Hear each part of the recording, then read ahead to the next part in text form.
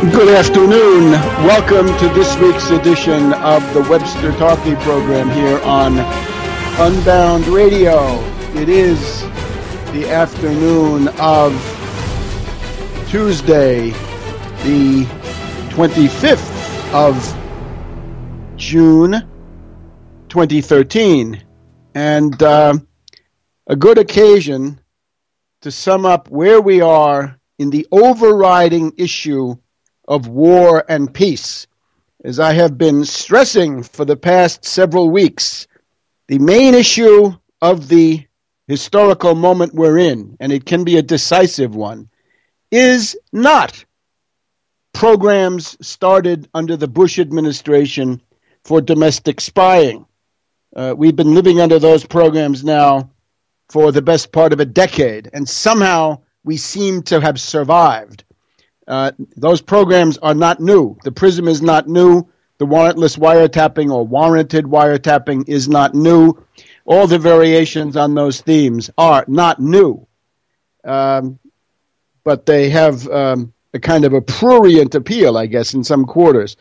But the main issue right now, which will decide the future for civil liberties and everything else, is war and peace. And the bottom line is, start a war with Syria, and you can forget everything you want. You'll lose your civil liberties. You'll lose your economic rights. You'll lose your standard of living. That will become a general war in the Middle East. It's already headed that way. That will be the United States at war with Hezbollah, Syria, Iraq, Iran. Maybe Pakistan will join in under certain circumstances, with Russia behind them and China perhaps a little bit further behind. A catastrophe. And there is no hope for civil liberties under those conditions. It simply cannot be done. So this is the reality, and people have to understand it. Now, along comes the Snowjob, the Snowden Snowjob. This tired, threadbare, transparent, and I think poorly executed CIA limited hangout operation designed to distract people, to fool them, to essentially neutralize people, to turn them into useful idiots, to turn them into allies of the warmongers, and weakening the U.S. government of Obama to the point where this can be carried out. And unfortunately, people have learned almost nothing. They've learned nothing from Ellsberg, nothing from Assange. Ellsberg, of course, gave you Watergate and the destruction or partial destruction of the office of the presidency. Assange, even more recently, with his cognitive infiltration, helped to destroy all the progressive movements, opened the way for Obama, neutralized the domestic challenges to the Bush programs, right? If you wanted to get rid of the wiretapping and so forth, the way to do that would have been to impeach Bush Cheney. That would have made some sense, and there you had some arithmetic that might have done it. But thanks to a number of factors, and Assange is certainly one of them, it didn't happen. And then we got the Arab Spring, and that's what has gotten us now to the brink of another big war. So, we're going to give you a strategic rundown on all this in this week's edition on Unbound Radio, Webster Tarpley program. Back in a minute. Welcome back to the Webster Tarpley program. And what we want to do is to give you a rundown of who is actually pushing for war. In any situation like this, you want to know who's the enemy? Who should you be attacking? Who do you want to counter in all of this? And the most, I think, the most ignorant, the most obviously wrong assumption is that that's Obama, right? But unfortunately, we got a lot of libertarians, so-called, a lot of Austrian crackpots who are obsessed with their hatred of Obama in the same way that they were obsessed with their hatred for Clinton. Some of them were obsessed with their hatred for Bush. Now they're obsessed with their hatred for Obama. One of the teachings of Christianity, which I think is of great public utility is that hating is not good. You shouldn't do it. But blinded by hate, many people are, and now they're increasingly joined by left liberals, the former dupes of Obama, the ones I tried to warn with not one but two books in the pre-election phase of 2008. Don't put Obama in, or things will get worse. And now things have gotten worse. They've gotten so bad that Obama is no longer the greater evil. Obama is now a lesser evil in his crude instinct for self-preservation, his reluctance, his vacillation, his desire to lead from behind and to execute the divine plan of buck passing, D-E-V-I-N-E, a CIA official, right? It's based on cyber war, economic sanctions, drones, assassinations, special forces, occasional bombing, but nothing big. Not the big bombing campaign, and certainly not the heavy land invasion, which is ultimately the goal of many of these people who are pushing for war with Syria. So we've just had an attempted coup d'etat on the 13th of June, Thursday. It's about, 10 days ago now. And that coup d'etat was aiming at an immediate initiation of the bombing of Syria. And we have left liberals and libertarians who seem to know this, some of them do, and they say, oh, that's not important. I don't care about a coup d'etat. I don't care about bombing Syria. I don't care about a regional war in the Middle East. I don't even care about a world war. I'm concerned that somebody's reading my stupid email and listening to my stupid, empty, insignificant phone calls. That's what it comes down to. Now, of course, we're not in favor of wiretapping, but there's got to be some sense of proportion in the world. And again, whatever you think you're going to fight for directly against wiretapping, if an outside event like the Syrian war takes place, you can forget whatever it is you thought you were trying to assure yourself, right? It's all going to go by the boards. The way that the police state arrives is that it ratchets up during war emergencies. So therefore, if you've learned anything, it is once the war has started, you can forget your civil liberties. It's time to stop the war before the fact. In 2002, that would have been attack the 9/11 story, discredit it, cut Bush off at the knees. And that would have been the same in the autumn of 2001. And some of us were trying to do that. But now it's slightly different. It's don't fall for the snow job. Don't rally to Assange and Snowden. These are people who have nothing to say against war. Assange is not anti-war. Assange is on record saying that he doesn't care about war one way or the other, but he wants everything to be transparent. He's anti-secrecy, pro-transparency, and war or no war is indifferent to him. And with Snowden, we don't hear Snowden telling us anything about how Libya was destroyed or the schemes of Ben Rhodes and others against Syria, things that would be absolutely timely and would convince, at least go some ways towards convincing us of his good faith, at least on those particular revelations. He's got nothing on it, and of course nothing on 9/11. So let's go back to Thursday.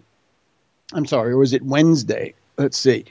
Wednesday, the 13th of June, and we're at a meeting of the Principals Committee. Now, when the U.S. government is being run by the Principals Committee, there you know it's a crisis. The last time we had a prolonged period of rule by the Principals Committee was back in the spring of 1999, when Clinton had to hock and mortgage his entire presidency in order to stay in office for another year and then limp home.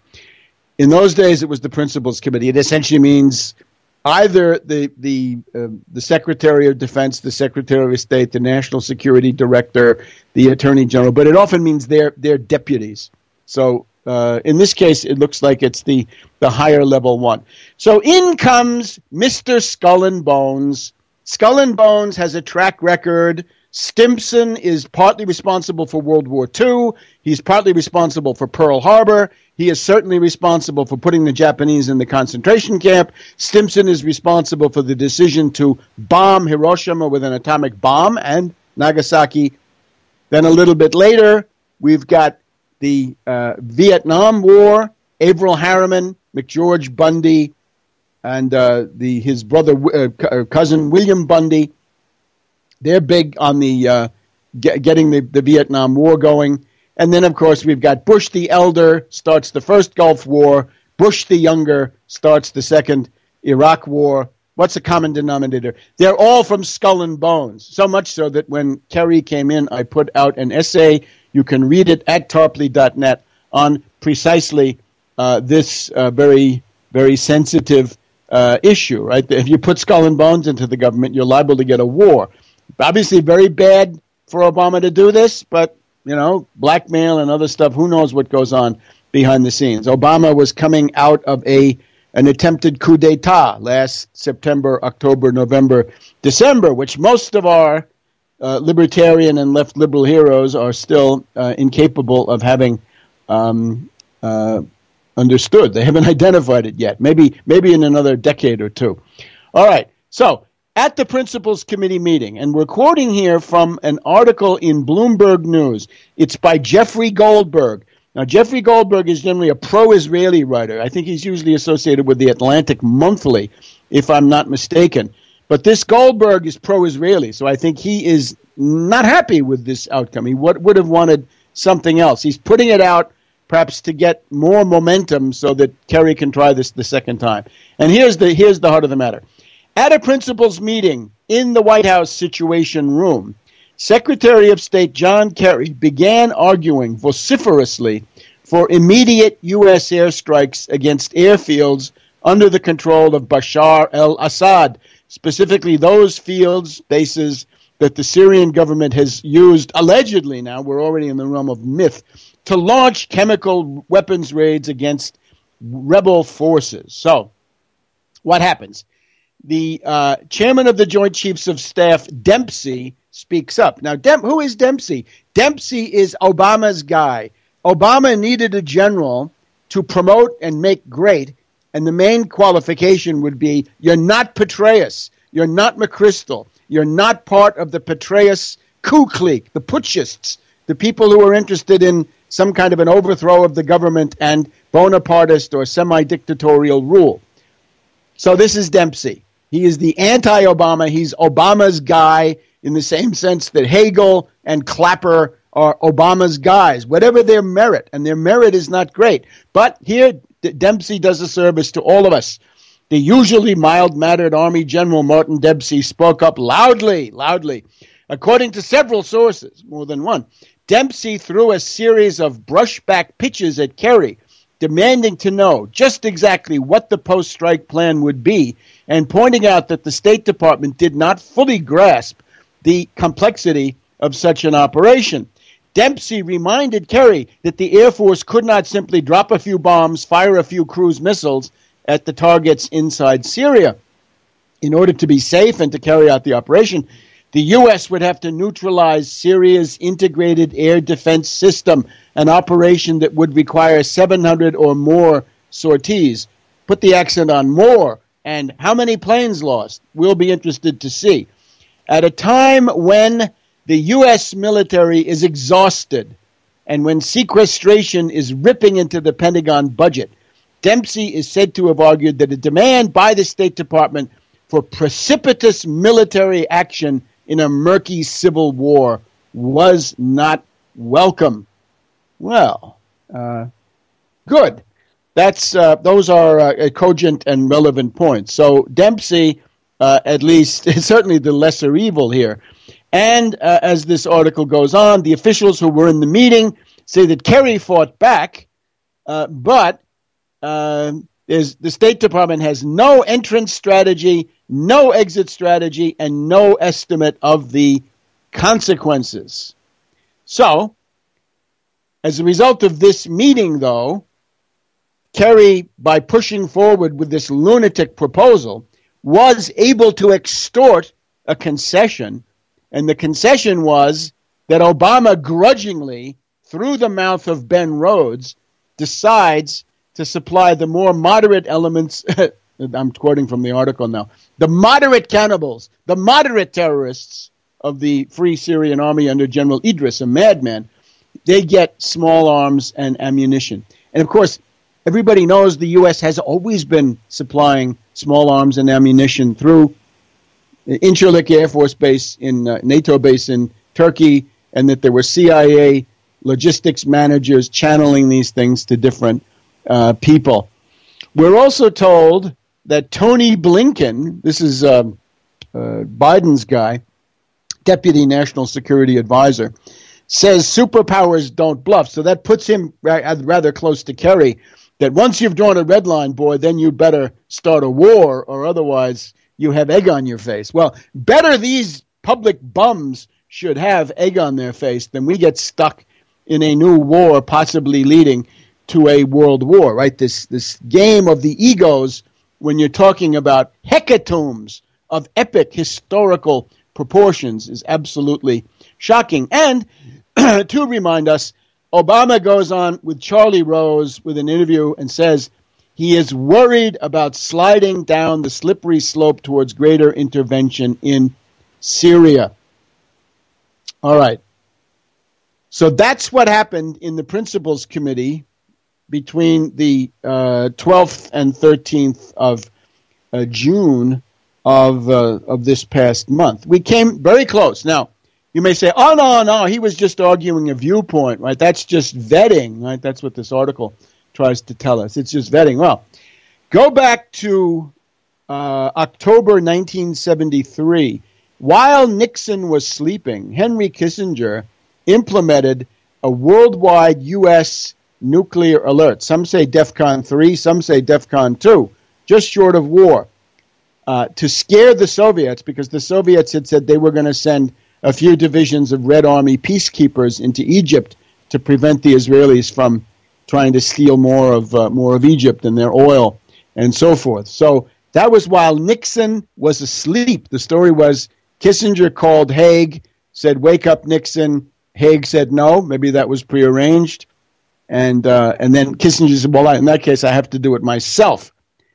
And then, that's one. And then the other recent one that's quite well documented is in March of 1999, when Yevgeny Primakov, a Soviet or Russian prime minister already, was flying across the Atlantic with a peace solution for Bosnia, Serbia, Al Gore, without reference to Clinton, an end run, a coup, a putsch, said to Wesley Clark, who couldn't wait, Wesley Clark, go ahead and start the bombing. We're not going to wait for Primakov, who then had to turn back over the Atlantic. So that is what has just happened. An attempted coup d'etat by Skull and Bones Kerry, leading immediately to bombing. And what are you doing about it? Oh, you're cheerleading for Snowden. You're falling for the Snowjob. Isn't that precious? At this rate, the country is going to be lost within a few more months if this is the best we can do. Back in a minute on the Webster Tarpley program.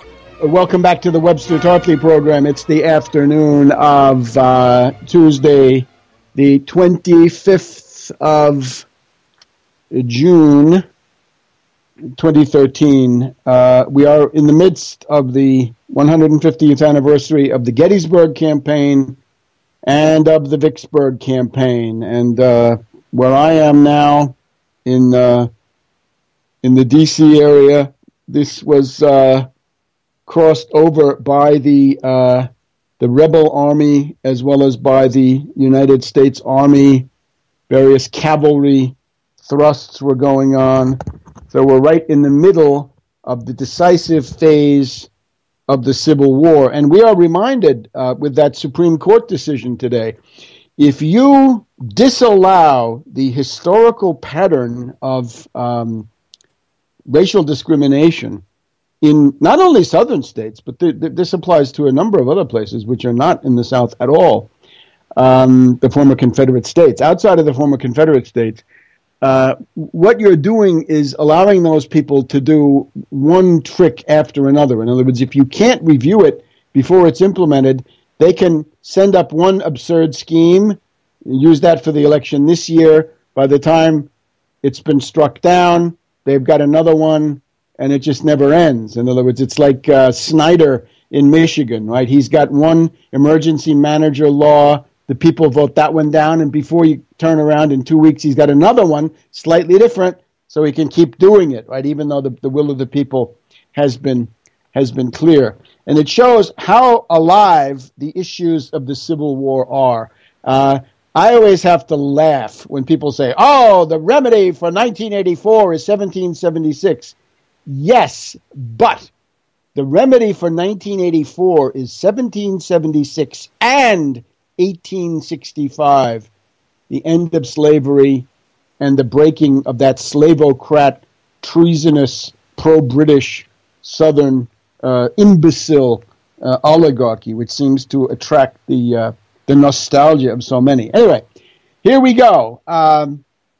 The 1 week after the fall of Qusair, when Qusair fell, I told you this was going to be a big deal. The fall of Qusair on Wednesday, the 5th of June, World Historical Turning Point. It means the death squads in Syria are on their way to getting mopped up, wiped out, annihilated, get it? Liquidated. And by Wednesday, June 12th, Skull and Bones Kerry is already trying to launch a bombing campaign to save those death squads from destruction. And in town that day, let's not forget, Perfide Albion, the British are in town. Foreign Secretary Hague, that guy, the bald guy who looks like Mr. Clean, who loves to hear the sound of his own voice. You know the one. So he's in town, and he's obviously pushing for the coup. So Kerry of Skull and Bones pulls his act together and tries to launch the coup.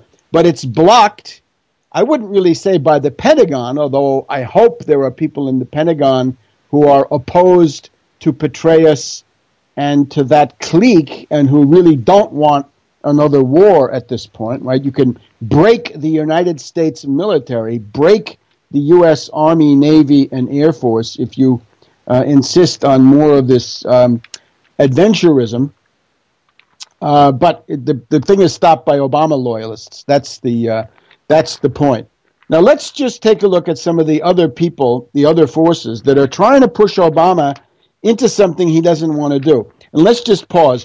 If you have to have Kerry try an end run, and if the end run, the coup, the putsch, through the Principals Committee on the Al Gore model or to some extent on the Kissinger model of 1973, if you have to do that, it means you do not have Obama in your pocket. Obama is not won over to the cause of a big war where his future is on the line. I agree.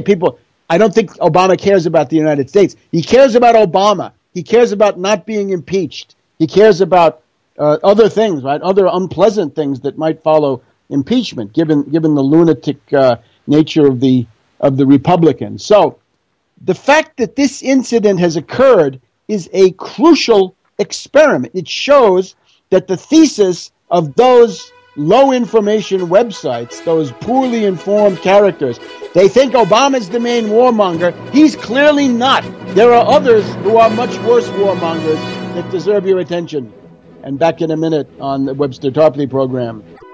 Welcome back to the Webster Tarpley program here on Unbound Radio. We're just going through the identities of the actual warmongers. Obama is not the main warmonger. Obama has very limited goals. They mainly have to do with the self-preservation of Obama, but there is very little appetite for another large-scale foreign adventure, just as the Iraq one has been ended, as the Afghan one is winding down amid obvious disarray, failure, chaos, and so forth. And he's even talked about repealing the authorization to use military force. And every time I say it, I got to remind you, I mean the post 9/11 authorization, the blank check for war and dictatorship that Ron Paul voted for.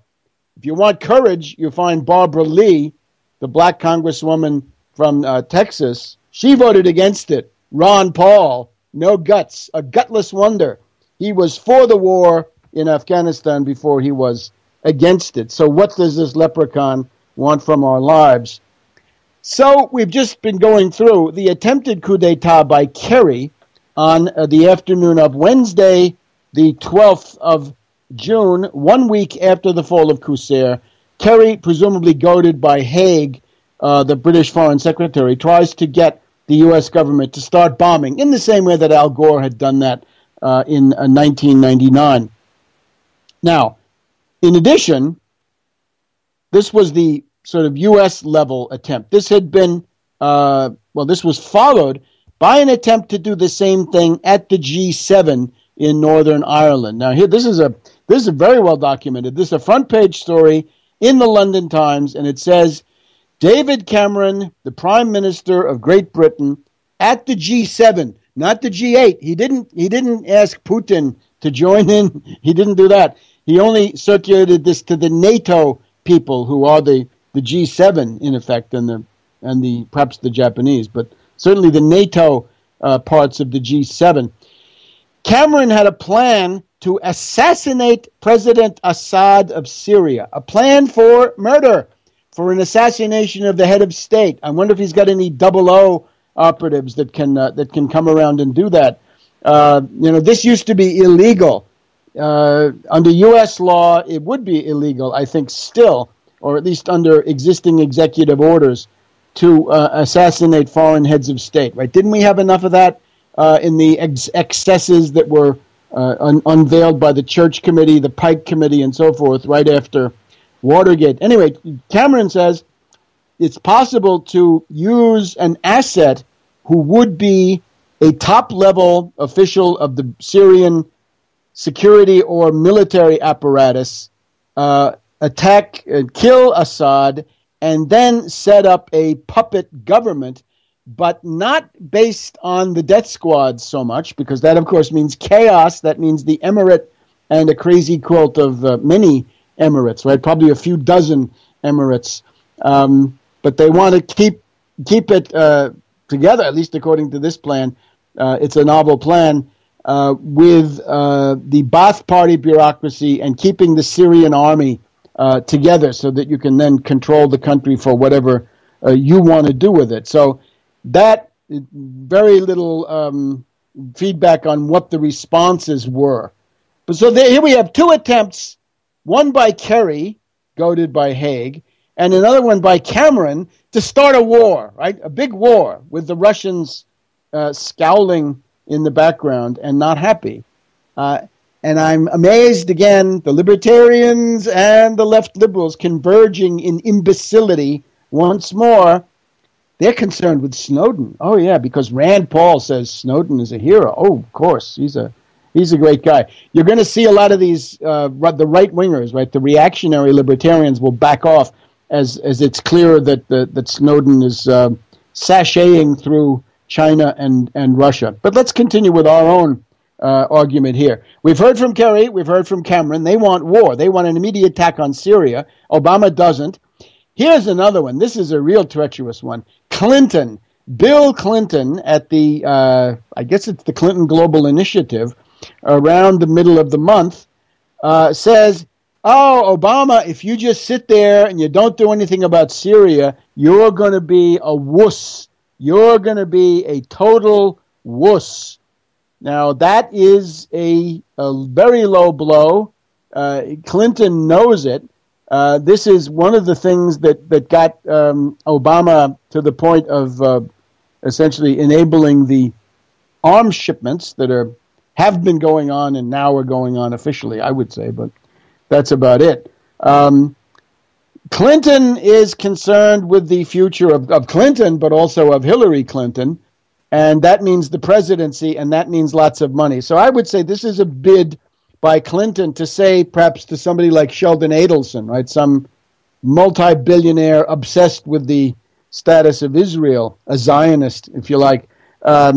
Clinton is interested in having an argument. Sheldon, give us your money, give Hillary your money. We can produce better results than some reactionary, right? Somebody like Newt Gingrich or McCain or Romney or anybody like this, right? Go with Hillary. She's the best warmonger of the lot. So that carried a certain amount of clout in the administration, where some of the people are former Clinton loyalists and or current Clinton, former and future Clinton loyalists. A dirty blow. So Clinton's a warmonger. Surprise. McCain went to Syria. Remember, he crossed the border from Turkey illegally and cavorted with top terrorists. One of them had been involved in the kidnapping of Shiite pilgrims, right? People there to visit the shrines. No, said these death squad characters, you're Iranian spies. So one of McCain's hosts, one of the people that he was cavorting with, is a certified terrorist. So McCain, giving material support to terrorism, as was widely noted, goes and meets these people, comes back, tells how great they are. Seconded, of course, by Lindsey Graham. These are the two amigos. And then there's that awful war crone, Kelly Ayotte of New Hampshire. These can be relied on to spread as much blood around, not wealth, but blood. And then you've got the neocons, right? Needless to say, those, again, most obsessed with the Israelis. Charles Krauthammer had a piece in the Washington Post last week, which is all about how the U.S. is diplomatically non-existent, impotent, marginal, irrelevant, impotent in the Middle East. He mocks the fact that the U.S. no longer has a large base nearby. He basically says, Obama, you blew it. You should have kept bases in Iraq for precisely a moment like this, so you could have new aggression based on old aggression.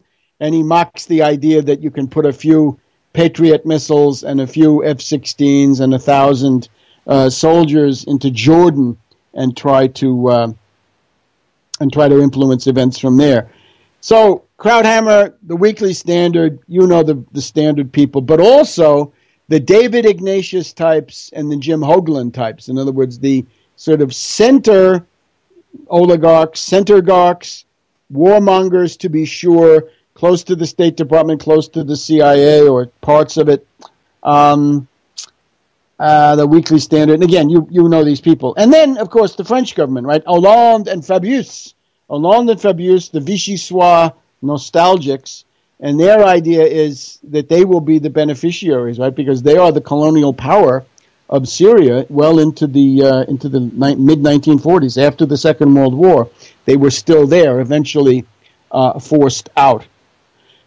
So that's pretty much it. And, of course, Netanyahu, we can assume, and his group and his generals and his spooks, they're all part of it. So if you're looking for somebody to attack, if you want to impeach somebody, it's not Obama. No, surprise. Open your eyes, dummies. It's Kerry. How about impeach John Forbes Kerry? Impeach the skull and bones Secretary of State. This makes sense.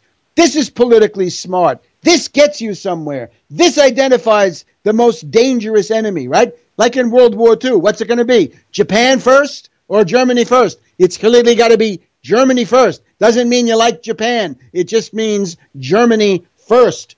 Obama, I'll give you a lot, as I have already with 2 books, trying to keep him out of the White House and pointing out that he does. It's all based on drones, assassination, cyber warfare, economic warfare, but buck passing. He wants France to attack Libya. He wants Turkey to attack Syria, not the U.S., whereas the French and the British want the U.S. to do the dirty work, and then they get the benefits. So it's a very, very cynical war coalition, as they always are. Now, this also points us to an interesting thing. The realignment in the post-Qusair period, just to handle this before we come back to the U.S. domestic. Turkey, we're told that the Turkish government of Erdogan is now competing with Obama when it comes to leading from behind. They don't want to be out in front. Erdogan has been scared by these street demonstrations, right? It's not so much around the park. The park is for the golden youth and the computer-savvy rich kids of the capital. But the people that really got this going were in southern Turkey, and their main beef was, we don't want these death squad guys here. Get al-Nusra out. Get these killers out of here. Send them back to Chechnya, to Libya, wherever they come from. Erdogan does not want to inflame this anymore. And he knows if he attacks Syria, if anything big happens along those lines, he'll have the Turkish Alawites up in arms. He'll have the Turkish Christians up in arms. He'll have all kinds of people. The Kurds will take advantage to assert more independence and autonomy than they already have. Then you look at Jordan. The king of Jordan is scared out of his wits, right? He says, Obama, please leave these troops here. Leave me some missiles. Leave me some planes. Hamas splits into two parts. It's amazing. Haniyeh is a traitor. Haniyeh is a stab-in-the-back artist. He came to Tehran at the beginning of 2012 and hugged Ahmadinejad. He knew very well what the Iranian foreign policy was, that Iran wanted Syria to remain under Assad. Haniyeh then goes back to wherever he hangs out in Gaza, I suppose, and says, all right, fine, we're supporting the death squads because basically he wants money from Qatar and the Saudis and so forth. And having mentioned Qatar, this is the other interesting thing. Today, the emir has quit, the old king, the old emir, and now we've got a new generation of Thanis coming in. And what is this? The idea being that the old emir had gone way down the path of adventurism and lunacy and meddling and spending money and arming death squads. And now, with the fall of Qusayr, it didn't work. That's what they're all responding to. Erdogan and Jordan and Hamas, the Hamas people, the pro-Syria people say, look, we need military aid from Iran. It doesn't help us to get involved and to please Qatar, no matter how much money you can get. We need the military cooperation with Hezbollah and Iran. So that's powerful stuff. In the case of the emir of Kuwait, the old emir, again, he had gone way out on a limb, and now the young guy seems to be, he wants to be more prudent. At the moment, is right after the fall of Qusayr, and I can't think this is a coincidence. It means that there are lots of internal situations that are registering the fact that the death squads are not going to win, because the promise to Erdogan and the promise to Hamas was, come on the bandwagon, Assad will be gone in weeks, and then you can cash in on the victory. And so it was not destined, right? So it was not written, as we say in the Middle East. So up to us now is how to stop the Syrian war, not how to help Ed Snowden and the snow job. So forget the snow job, concentrate on the war. We'll be back in a minute on the Webster Tarpley program, Unbound Radio. Welcome to our concluding segment, I believe, here on the Webster Tarpley program, Unbound Radio. Once again, it's the 25th of June, Tuesday. We got people that are so concerned about Ed Snowden. Is he in danger? Let's just point out what you see now, the merger of Assange and Snowden. This, I think, means a lot. You remember that the sponsor, the godfather of Assange, was none other than Cass Sunstein. Cass Sunstein wrote an article in the Washington Post, February 2007, celebrating among other things, celebrating the arrival of brave new Wiki World, and in particular WikiLeaks, and he touted that as an organization that was going to start attacking China based on the great cyber wall of China and similar things. This is the same Cass Sunstein who then said it's time for the cognitive infiltration of the protest movements and the anti-establishment movements, 9/11 Truth, I'm sure anti-war and others, says this totalitarian thinker. And he wanted to do the cognitive infiltration to break them up, right, to disrupt them. And it largely succeeded. But it's not widely understood that the cognitive infiltration that Sunstein was talking about is Assange. It's WikiLeaks. It's what he wrote about in the Washington Post back in the early part of 2007. So when you see Snowden, this is another step in the cognitive infiltration designed to get people to follow false ops, in other words, to become the useful idiots and dupes of psyops. It is a limited hangout, typical of the CIA, and you can go and look on Tarpley.net. I've got a sort of a cognitive, an epistemological article. Conceptually, how can you tell, right? It used to be we were concerned with, and still are, of course, false flags, moles, patsies, technicians, drills. Now you've got to worry about the protagonist of a limited hangout, the Ellsberg, the Assange, the Snowden. What do they have in common? And how can you tell this one, where might it go? And comparisons. Now, Assange is sitting pretty. Nobody's ever laid a glove on him. He's been in jail, I think, for a week the entire time. But then he's been living in a British country house, and then he's been having a wonderful time at the Ecuadorian embassy. I don't see this as torture. Manning, of course, is torture. That's for sure. And that's, I think, partially to cover up, right, to detract attention from the fact that Assange is getting such a royal treatment. And now Snowden, well, we'll see what happens to him. But contrast that to Michael Hastings. Now, Michael Hastings, of course, is the guy who wrote the articles exposing the McChrystal-Petraeus clique. And I say that because he sampled the anti-Obama, anti-politician animus, in other words, fascist animus, coming out of these military circles. He took down McChrystal's career. He obviously created problems for Petraeus. And his last activity was to work with Jill Kelly down there in Tampa. You remember her. She was involved with General Allen and with Petraeus and with others. And now Hastings is dead. Go back to Hatfield, right? The author of that book, Fortunate Son, I think it was. George W. Bush was guilty of narcotics offenses and had to do community service. Hatfield found dead in a motel. And then don't forget Gary Webb, San Jose Mercury News, how the CIA brought cocaine into the country during Iran-Contra and then marketed it as crack cocaine. It's the picture that I give you in George H.W. Bush, the unauthorized biography.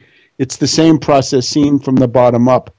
So contrast the celebrity, glamorous whistleblowers, Assange and Snowden, to somebody who has really done damage to the establishment. Hastings, I think Hatfield too, and certainly Webb. And their common denominator is they all get killed.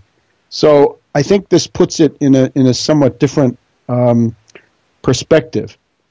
And now, again, Naomi Wolf. We got Naomi Wolf, who is continuing. She's got a second article. Go and look at the second article. You'll see that my work is amply discussed. Naomi Wolf talks about how she doesn't believe Snowden is who he says he is, and she's absolutely right. And more power to her. And I don't care whatever else she writes or whatever else she does. That gives her a merit that puts her head and shoulders above the common run of these left liberals. And you got Salon magazine counterattacking Naomi Wolf and me, yours truly, for not believing in Snowden. We've also got little people coming on Russia Today and doing kind of veiled attacks on people that sound very much like the thesis that I represent, that if you don't believe in Snowden, you probably are from the CIA. Well, the only government agent of CIA and NSA that I can see in this is Snowden himself. So riddle me that, little friends.